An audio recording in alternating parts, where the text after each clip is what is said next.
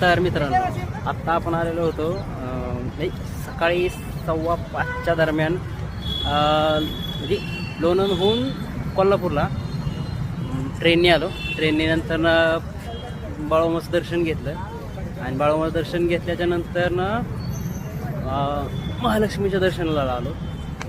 महालक्ष्मीचं दर्शन घेतलं आणि त्याचबरोबर आता माझ्या मागं बघताय रंकाळा तलाव. आता हां इथून सांगताय हे जुन्या बिल्डिंग रंकाळा तलाव.